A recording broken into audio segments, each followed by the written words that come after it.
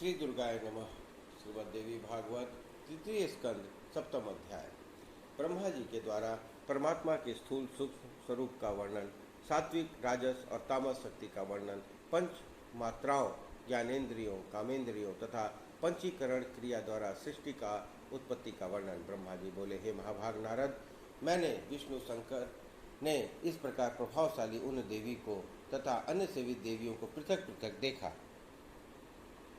व्यास जी बोले, पिता का यह वचन सुनकर मुनिवर नारद ने परम प्रसन्न होकर प्रजापति ब्रह्मा जी से यह बात पूछी। नारद बोले, हे पितामह, आपने जिन आदि अविनाशी निर्गुण अच्युत्य और अव्यव्य पुरुष परम पुरुष का दर्शन तथा अनुभव किया, उसके विषय में बताइए। हे पिताजी, आप त्रिगुण संपन्ना देवी का दर्शन तो कर लिया है, निर्गुणा शक्ति कैसे होती है? हे कमलोद्भव, अब आप मुझे उन शक्ति का तथा परम पुरुष का स्वरूप बताइए जिनके लिए मैंने श्वेत द्वीप में महान तपश्चर्या की और क्रोध शून्य सिद्ध पुरुषों, महात्माओं और तपस्वियों के दर्शन किए।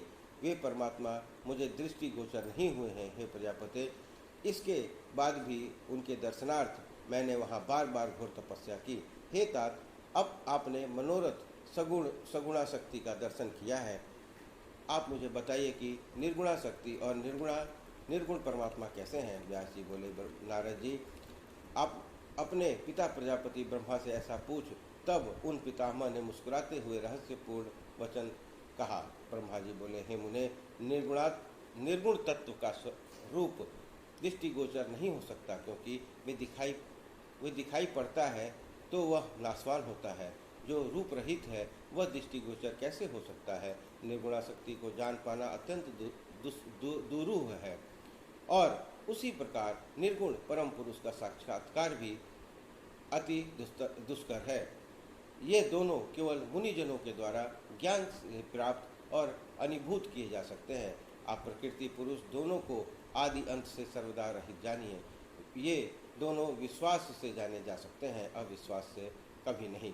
हे नारद, सभी प्राणियों में जो चैतन्य विद्यमान है उसे ही परमात्मा स्वरूप जानो। तेज स्वरूप वे परमात्मा सर्वत्र व्याप्त है और सदा विराजमान है। हे महाभाग, उन परम पुरुष तथा प्रकृति को सर्वव्यापी और सर्वगामी समझिए। इस संसार में कोई भी पदार्थ उन दोनों से रहित नहीं है। सर्वदा अव्यय, एक रूप, चिदात्मा, निर्गुण तथा निर्मल उन दोनों प्रकृति पुरुष को एक ही शरीर में सम्मिश्रित मानकर सदा इनका चिंतन करना चाहिए। हे नारद, जो शक्ति है वही परमात्मा है और जो परमात्मा है वही परम शक्ति मानी गई है। ये दोनों में विद्यमान सूक्ष्म अंतर को कोई नहीं जान सकता। है नारद, कोई भी व्यक्ति समस्त शास्त्रों और अंगों सहित वेदों का अध्ययन करके भी विरक्त के बिना उन दोनों के सूक्ष्म अंतर को नहीं जान पाता है।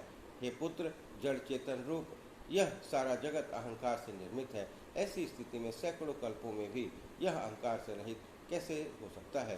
हे पुत्र, सगुण मनुष्य निर्गुणों को नेत्र से कैसे देख सकता है? जैसे ये महाबुद्धे उन परमात्मा को सगुण रूप से कहा, मन से सम्यक ध्यान करते रहो।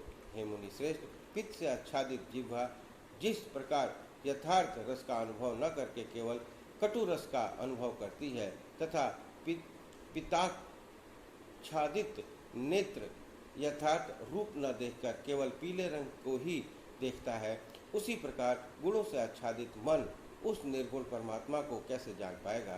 क्योंकि मन भी तो अहंकार से उत्पन्न हुआ है, और तब वह मन अहंकार से रहित कैसे हो सकता है? जब तक अंतःकरण गुणों से रहित नहीं होता तब तक परमात्मा का दर्शन कैसे संभव है? जब मनुष्य अहंकार विहीन हो जाता है तब वह अपने हृदय में उनका साक्षात्कार कर लेता है। नारद जी बोले, देवेश, तीनों गुणों का जो स्वरूप है उसका विस्तार पूर्वक विवेचन कीजिए और त्रिगुणात्मक अहंकार के स्वरूप का भी वर्णन कीजिए। हे पुरुषोत्तम, सात्विक राजस और तीसरे तामस अहंकार के स्वरूप भेद को बताइए।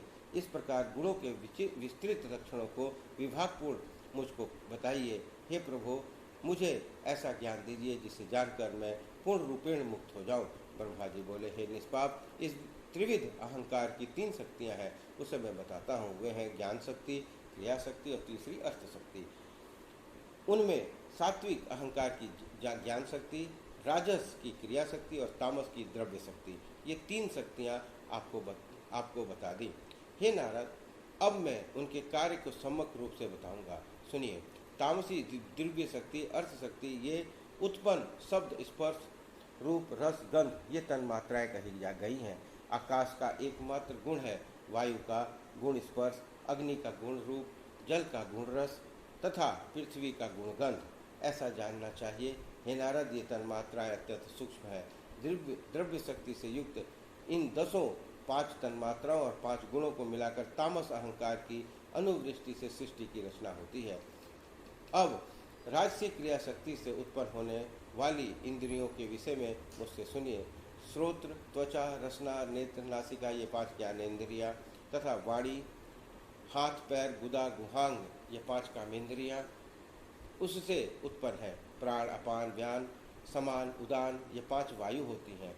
इन 15 ज्ञानेन्द्रियाँ, 5 कामेंद्रियाँ और 5 वायु से मिलकर होने वाली सृष्टि राजसी सृष्टि कही जाती है। ये सभी साधन क्रिया शक्ति से सदा युक्त रहते हैं और इनको उपादान कारण को चित्त अनुवृत्त कहा जाता है। दिशाएं, वायु, सूर्य, वरुण और दोनों अश्विनी कुमार ज्ञान शक्ति से युक्त हैं और ये सात्विक अहंकार से उत्पन्न हुए हैं। 5 ज्ञानेन्द्रियों के यही 5 अधिष्ठात्री देवता हैं। इसी प्रकार बुद्धि आदि अंतःकरण चतुष्ट के चंद्रमा, ब्रह्मा, रुद्र, क्षेत्रज्ञ, ये आदि देव हैं। ये चारों अधिष्ठात्री देवता कहे गए हैं। मन सहित ये सब 15 होते हैं। यह सात्विक अहंकार की सृष्टि है और सात्विक की सृष्टि कही गई है। स्थूल सूक्ष्म भेद से परमात्मा के 2 रूप होते हैं। उनमें ज्ञान रूप, निराकार स्वरूप सबका स्मरण कर कहा जाता है। साधक के ध्यान आदि कार्यों के लिए परमात्मा के स्थूल रूप की उपासना कही गई है। यह उस परम पुरुष की सूक्ष्म शक्ति ही बताया गया है। मेरा यह शरीर सूत्र संगक है। अब मैं उस परब्रह्म परमात्मा के स्थूल विराट स्वरूप का वर्णन करूंगा। हे नारद, आप उसे सुने, जिसे सावधानी से सुनकर मनुष्य मुक्त हो जाता है। इससे पहले मैंने गंध, रस, रूप, स्पर्श, शब्द, इन 5 तन्मात्राओं तथा पृथ्वी, जल, अग्नि, वायु, आकाश, इन सूक्ष्म 5 महाभूतों का वर्णन विस्तार से किया है। इन्हीं पंचभूतों को मिलाकर पंचीकरण की क्रिया से परमात्मा ने पंचभूतमय देह की सृष्टि की है। अब मैं पंचीकरण का भेद बता रहा हूँ, ध्यान से सुनो। सबसे पहले रस रूप तन्मात्राओं का मन में निश्चय करके जिस स्थूल रूप से जल होता है, वैसी ही उसकी 2 अंशों में भावना करें। उसी प्रकार अवशिष्ट 4 भूतों के भी 2-2 भाग करके उनमें से आधे भाग को पृथक कर लें। शेष आधे अंश को 4 भाग में अलग करके आधे भाग से रहित उन अंशों को मिला दें। रस तन्मात्राओं को आधे भाग जल में मिलाकर अवशिष्ट भूत तन्मात्राओं के आधे के 4 भाग में मिश्रित कर दें। ऐसा करने से जब रसमय स्थूल जल हो जाएगा, तब इन 4 भूतों के पंचीकरण का विभाग करें। उन पंचीकृत पंचभूतों में अधिष्ठान के कारण उनके प्रतिबिंब से एक चैतन्य प्रविष्ट हो जाता है। तब उस पंचभूतात्मक शरीर में अहम भाव रूप संशय उत्पन्न हो जाता है। वह संशय स्पष्ट रूपी से जब भाषित होने लगता है, तब उस स्थूल शरीर में देहाभिमान के साथ चैतन्य जागृत होने लगता है। वही दिव्य चैतन्य आदि नारायण भगवान परमात्मा आदि नामों से पुकारा जाता है।